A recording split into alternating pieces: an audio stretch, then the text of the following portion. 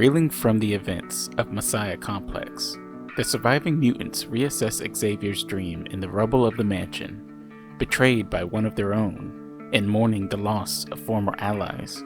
Is peaceful coexistence still an option? The only thing that's certain is an uncertain future for mutant kind. Amid this climate of uncertainty, Cyclops and Emma Frost venture to the strangest land of all, San Francisco.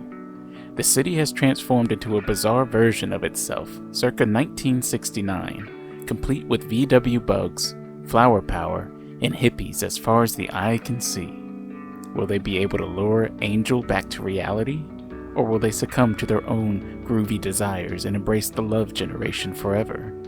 Also, Colossus, with Wolverine and Nightcrawler in tow, returns to Mother Russia. Collecting Uncanny X-Men 495 to 499, written by Ed Brubaker. There's a moment in Uncanny X-Men's Divided We Stand that truly resonates a harsh, bitter truth. A truth about the fictional reality of the X-Men, and all the mutants in the Marvel Universe for that matter. It's during a scene between Cyclops and Iron Man, during which Tony Stark comes to meet with Cyclops in order to discuss a plan for the X-Men to register with the government for the superhero initiative. However, Cyclops makes a statement that reverberates throughout the decades of X-Men comics, and is essentially the main reason why I became so infatuated with the X-Men to begin with. Cyclops declines Tony's invitation to register, claiming that the X-Men are no more, since Charles Xavier died in the previous story arc, Messiah Complex, along with the destruction of the Xavier Institute. Cyclops tells him, "We're all just mutants now, Tony, and we don't have secret identities. How you want to deal with that is your problem." That is such a poignant moment because the X-Men and all mutants didn't ask to be what they are. There were no freak accidents or experiments or a call to duty. They're born the way they are. And rather than be heroes that save the day, they'd rather just be normal, powerless human beings. This differing perspective gives us a brief acknowledgement on how to classify the mutants during Marvel's Civil War. However, that's not what Uncanny X-Men's Divided We Stand is about. Unfortunately, this whole encounter takes place within the first 7 pages of the story, and only takes up 3 of those 7 pages. Instead, we're treated to a plot about hippies taking over San Francisco, thanks to the daughter of the original mastermind, Martinique Jason.